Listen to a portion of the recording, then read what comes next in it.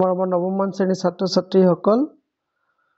তোমালোকক ইতিমধ্যে এক্সাৰসাইজ 2.1 কৰি দিয়া হৈছে আজি এক্সাৰসাইজ 2.2 আৰম্ভ কৰিছো কোৱেশ্চন নম্বৰ 1 ত কি দিয়া আছে 5x - 4x² + 3 বহুপত্ৰৰ মান নিৰ্ণয় কৰা যেতিয়া x = 0 x = -1 x = 2 এটো তোমালোকে কেৱল সহজভাৱে কৰিব পাৰিবা এনেকৈ কৰিবা question number 1 Question number 1 or কি আছিল 1 আছিল না so question number 1 solution এনেকে লিখাৰ পিছত তোমালোকে লবা ধৰা হল px p of x = যেটো বহুপদ তোমালোকক দিয়া আছে হেতু ধৰিবা 5x - 4x² + 3 5x + 4x² -3 এটো আছে নহয় উল্টা লিখিছো মাইনাসৰ জায়গাত প্লাস দিছো প্লাসৰ জায়গাত মাইনাস সো জিয়ে নহক এটো হ'ব তোমালোকৰ মাইনাস আৰু এটো হ'ব তোমালোকৰ প্লাস এতিয়া কৈছে কি এক নম্বৰত x = 0 এবাৰ তোমালোকে লিখিবা এনেকে number 1 x = 0 implies p of 0 x এর জায়গাত কি বহাম 0 বহাম 0 বহালে তোমালোকে লিখিবা 5 * 0 ইয়াত x এর জায়গাত 0 হ'ব -4 * 0 square + 3 এতিয়া 5 * 0 0 হ'ব -0 square মানে 0 4 * 0 0 হ'ব +3 তাৰ পিছত তোমালোকে লিখিবা 0 - 0 তো 0 হয় সব বিলাক 0 লাষ্টত কৈ থাকিল আমাৰ 3 এতিয়া গতি আনসাৰ আমাৰ 3 হল এতিয়া x = কিমান বা দিছে চাই লৈছো ৰবা x এৰ মান কিমান লব দিছে এবাৰ x এর মান লব দিছে -1 x এর মান যেতিয়া তোমালোকে -1 লবা তেনেহলে p of -1 is equal to কি আছে 5x না 5 তেনে x এর জায়গাত কিমান বহাম আমি 5 * -1 বহাম তাৰ পিছত -4x² 4 * x² মানে -1 তাৰ জায়গাত স্কয়ার দিবা +3 হয়নে এতিয়া তোমালোকে 5 * -1 কিমান হ'ব -5 -1 এর যদি স্কয়ার কৰা তোমালোকে +1 হ'ব +1 * 4 4 এ হ'ব +3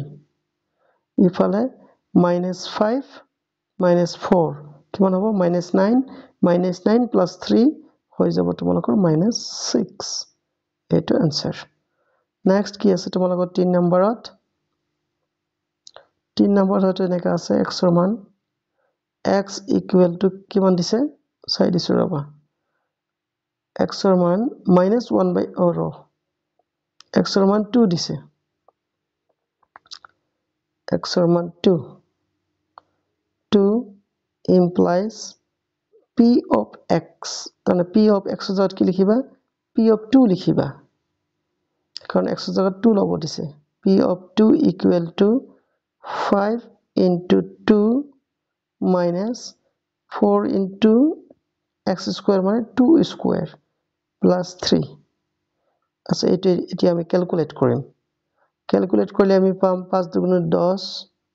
-4 * 2 square মানে 4 +3 তাৰ পিছত 10 -4 * 4 16 16 +3 ইফালে তোমালোকে লক্ষ্য কৰিছা যে ইয়াত +10 + 3 তেনেহলে কিমান হ'ব +13 নহলে এনেকৈ কৰিব পাৰা 10 - 16 হ'ব -6 + 3 -6 + 3 হ'ব তোমালোকৰ -3 এটো आंसर গতি এক নম্বৰটো তোমালোকৰ শেষ হৈ গল এতিয়া কৈছে কি তলৰ বহুপদ প্ৰত্যেকৰ বাবে p of 0 p of 1 p of 2 নিৰ্ণয় কৰা একেবাৰে সহজ অংক মই তোমালোকৰ এই আগৰ দৰে 2 নম্বৰটো কৈ দিছো 2 নম্বৰটোত কি আছে তোমালোকৰ p of t = এনেকৈ লিখিবা কোৱেশ্চন নম্বৰ 2 দি তাৰপিছত 2 সলিউশন লিখিলা সলিউশন লিখাৰ পিছত তোমালোকে লিখিবা কি দিয়া আছে কি দিয়া আছে p of t P of t is equal to 2 plus t plus 2t square minus t cube. এইটো তোমালোকৰ দিয়া আছে। এতিয়া কি দিছে তোমালোকৰ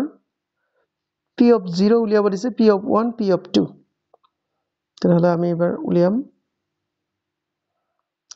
p of 0। তাহলে t এর জায়গাটা আমি কি বহাম 0 বহাম। 2 plus 0 plus 2 into 0 square minus 0 cube। তাৰপিছত তোমালোকে এবাৰ লিখিবা 2 plus 0 দিয়াৰ দৰকাৰ নাই, আছে থাক লিখি যাওয়া। 2 into 0 square মানে 0 হ'ব, minus 0 square মানে 0 হ'ব, মানে আটাইবিলাক মিলি আমাৰ 2 হৈ গ'ল এনসাৰ। নেক্সট এইবাৰ তোমালোকে কৰিবা কি p of কিমান ল'ব দিছে p of 1। ইয়াত তোমালোকে লিখিবা নেক্সট অংক কিন্তু দেই। p of 1 equal to লিখাৰ পিছত 2 plus t ৰ জায়গাত তোমালোকে 1 বহাবা plus 2 into t square জায়গাত বহাবা তোমালোকে 1 square আৰু লাষ্টত তোমালোকে লিখিবা t cube minus তাৰ মানে 1 ৰ কিউব। এবাৰ আমি ক্যালকুলেট কৰিম 2 plus 1 3 হৈ গ'ল, 1 square মানে 1, 2 1 জ 2 আৰু 1 কিউব মানে হ'ব তোমালোকৰ 1 এ হ'ব। 3 আৰু 2 কিমান হৈ গ'ল 5, 5 বিয়োগ 1 সমান সমান কিমান হ'ব 4। এইটো आंसर। তাৰপিছত কি উলিয়াব দিছে p of 2। এই আগতে তোমালোকে লিখিবা therefore p of 2 is equal to 2 to এনে দিয়া আছে t ৰ জায়গাত 2 বহাবা plus 2 into t square মানে t ৰ জায়গাত 2 বহালা তাৰ স্কয়াৰ দিলা, লাষ্টত তোমালোকৰ কি আছিল minus t cube তাৰ মানে 2 cube। এবাৰ তোমালোকে ক্যালকুলেট কৰা 2 আৰু 2 4 হৈ গ'ল। আচ্ছা ইফালে 2 স্কয়ার মানে 4, 4 into 2 কিমান হ'ব 4 2 জাৰ 8 আৰু 2 কিউব মানে 8 তোমালোকে জানাই, গতিকে -8 + 8 কাটিলা ইফালে থাকি গ'ল তোমালোকৰ 4। ইয়াই आंसर। গতিকে কোশ্চেন নাম্বাৰ 2 ৰ মাত্ৰ এটাই কৰি দিলো মই, এইবিলাক ইমান দৰকাৰ নহয়। তাৰপিছত কোশ্চেন নাম্বাৰ 3 বাকিবিলাক তোমালোকে চেষ্টা কৰিবা, নোৱাৰিলে মোক সুধিবা কমেন্ট কৰিবা, মই তোমালোকক জনাবলৈ চেষ্টা কৰিম অংকৰ যোগেদি ভিডিঅ'ৰ যোগেদি। এতিয়া কথা হল কি হৈ গ'ল কোশ্চেন নাম্বাৰ 3 ৰ মই কোনটো কৈ দিও বাৰু। আচ্ছা ৰবা কোশ্চেন নাম্বাৰ 3 ৰ পৰা মই তোমালোকক এটা অংক কৈ দিছো।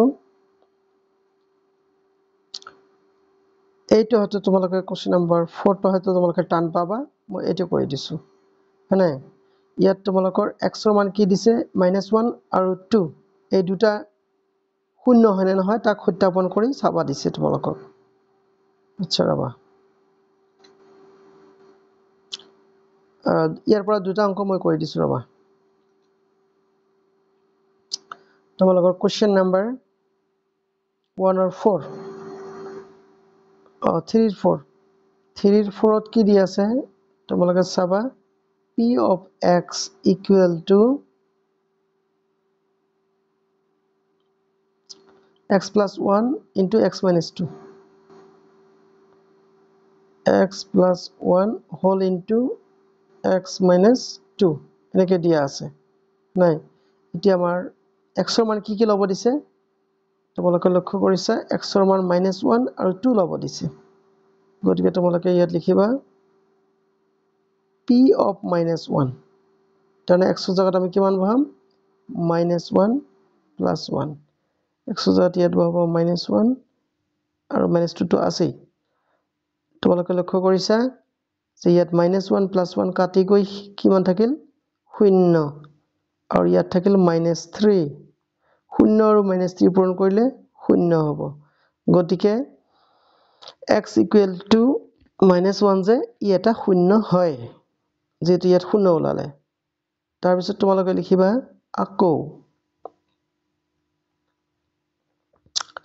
আকৌ লিখাৰ পিছত এইবাৰ তোমালোকে লিখিবা p of কি ল'ব দিছে ৰবা মই দেখাইছো p of 2 মানে x জায়গাত আমি কিমান বহাম 2 বহাম p of 2 equal to x জায়গাত 2 বহালা 2 plus 1 আৰু ইয়াত বহালা 2 2 minus 2 minus 2 to দিয়া আছে কিন্তু দেই equal to 2 plus 1 কিমান হ'ব 3 2 minus 2 কিমান হ'ব 0 3 into 0 3 0 গতিকে তোমালোকে পালা ইয়াতো 0 পালা ইয়াতো 0 পালা গতিকে প্ৰদত্ত বহুপদৰ কাৰণে x - 1 x ৰ মান -1 হ'ব পাৰে -2 হ'ব পাৰে শূন্য দুটা হ'ব -1 আৰু 2 নেক্সট ইয়াৰ আৰু এটা অংক তোমালোকক মই কৰি দিছো লাষ্টটো where is it gone okay তোমালোকক মই কোনটো কৰি দিম 6 নম্বৰটো হয়তো তোমালোকে টান পাব পাৰা p of x equal to কি lx plus m আছে আচ্ছা 6 নম্বৰ দিয়াৰ পিছত তোমালোকে লিখিবা number 6 দিয়া আছে p of x equal to lx plus কিবা আছিলে lx plus m lx plus m আৰু x জায়গাত কি লম আমি therefore p of x জায়গাত কি লব দিছে মই চাইছো ৰবা x জায়গাত তোমালোক লব দিছে -m/l গতিকে ইয়াত মই লিখিম -m/l সমান সমান l তো l এ থাকিল আৰু x জায়গাত লিখিম আমি এটো ইনটু নিদিলেও হ'ব -m/l আৰু লাষ্টত তোমালোকৰ +m আছে এইবাৰ তোমালোকে কৰিলা কি কাটাকাটি কৰিলা তলৰ l ওপৰত l কাটি দিলা থাকি গল কি আমাৰ ইয়াত -m আৰু ইয়াত আছে +m এতিয়া -m + m কাট খাই হৈ গল তোমাৰ 0 গতিকে প্ৰদত্ত ৰাশিটোৰ 0 এটা হ'ব কি -m/l ইয়াত তোমালোকে আনসাৰত হয় বুলি লিখিবা আচ্ছা এই আছিল তোমালোকৰ আজি ভিডিও তাৰে কোশ্চেন নাম্বাৰ কিমান লৈকে মই কৰি দিলো কোশ্চেন নাম্বাৰ 2 লৈকে কোশ্চেন নাম্বাৰ 4 যিমান কেইটা অংক আছে মই তোমালোকক কালি কৰি শেষ কৰি দিম বাৰু তোমালোকে চাবা লাইক কমেন্ট শেয়াৰ কৰিবলৈ নাপাহৰিবা চোৱাৰ কাৰণে ধন্যবাদ